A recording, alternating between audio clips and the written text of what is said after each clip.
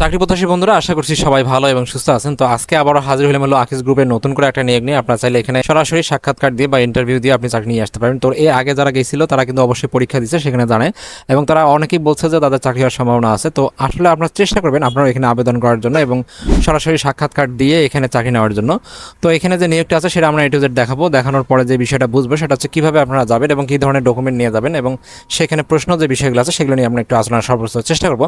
তো এখানে যে বিষয়টা আছে আমরা অবশ্যই চেষ্টা করব আমাদের যে তারিখগুলো দেওয়া থাকবে বা আমরা যে তারিখে দেবো, আপনার যে বিভাগ আছে, আপনার যে জেলা আছে, সেই জেলার কাছাকাছি থেকে যারা আছে তারা অবশ্যই আবেদন করার সর্বোচ্চ চেষ্টা করব।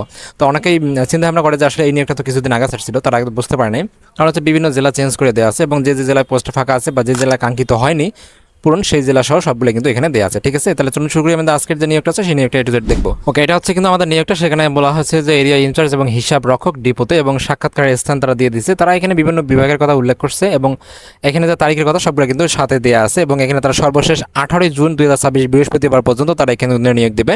এবং এখানে যে বিভাগ বা জেলাগুলোর কথা বলা আছে সেগুলো কিন্তু কষ্ট করে আপনারা দেখবেন। ওকে, এখানে বিভাগগুলো আপনি একটু বা জেলাগুলো আপনারা একটু কষ্ট করে দেখে নেবেন, যেমন পটুয়াখালী, টাঙ্গাইল, কুমিল্লা, সুনামগঞ্জ, বরিশাল, ময়মনসিংহ, চাঁদপুর, মৌলভীবাজার, তারপর হচ্ছে মাদারীপুর, তারপর হচ্ছে ফুলপুর, নোয়াখালী, হবিগঞ্জ, তারপর হচ্ছে আপনার হলো খুলনা, নেত্রকোনা, চট্টগ্রাম, কিশোরগঞ্জ, যশোর, গাজীপুর, হাটহাজারী, তারপরে নন্দাইল, ফরিদপুর, কক্সবাজার, বিবাড়িয়া, এগুলো সবগুলো আপনি একটু কষ্ট করে দেখে নেবেন। এবং এখানে যে বিষয়গুলোর কথা বলা হয়েছে, একটা নেবে হলো আপনার হলো 13 তারিখ এবং একটা 14 তারিখ, এবং কিছুগুলো নেবে হলো আপনার হলো 15 তারিখ, তারপরে কিছুগুলো নেবে হলো 16 তারিখ, তারপরে 17 তারিখ এবং 18 তারিখ। এবং এই 18 জুন পর্যন্ত অর্থাৎ বৃহস্পতিবার পর্যন্ত তারা কিন্তু সরাসরি সাক্ষাৎকার নেবে। এবং তারা এখানে বলছে যে যারা হিসাব রক্ষক পদে যাবেন তারা সকাল 9টার সময় যাবেন, যারা এরিয়া ইনচার্জ পদে যাবেন তারা অবশ্যই দুপুর যে 2টা 30 আছে সেখানে যাবেন। এবং তারা এখানে শিক্ষাগত যোগ্যতার কথা বলছে। এরিয়া ইনচার্জের জন্য অবশ্যই আমাকে মাস্টার্স পাস থাকতে হবে এবং বয়স সর্বোচ্চ 35 বছর বয়স, এবং অন্যান্য শর্তাবলী যেমন কম্পিউটার সফটওয়্যার দক্ষতা অবশ্যই থাকতে হবে।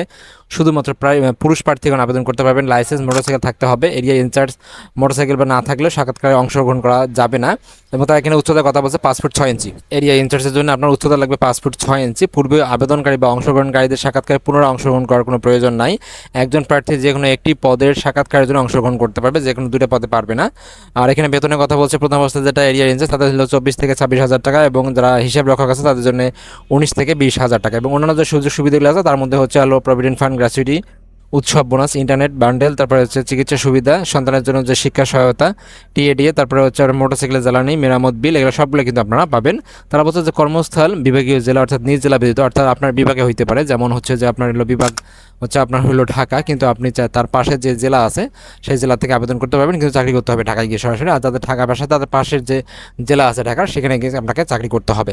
তো এখানে যে বিষয়গুলো আছে, আমি যে তারিখগুলোর কথা বললাম, আমি যে নিয়োগটা আছে এটা আমার ভিডিও ডিসক্রিপশন বক্সে অথবা কমেন্ট বক্সে আমি পিন করে দিয়ে দেবো, আপনার জাস্ট কষ্ট করে দেখতে পারবেন।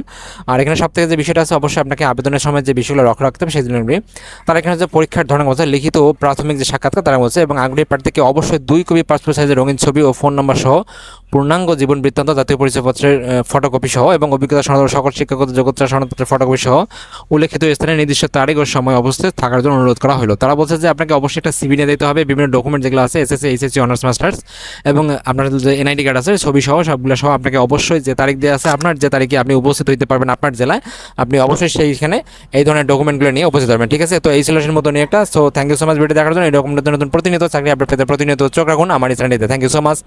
এবং কথা বুঝতে হলে অবশ্যই কমেন্টস করে জানাবেন, আর ভিডিও ভালো লাগলে অবশ্যই একটা লাইক এবং শেয়ার করবেন। Thank you.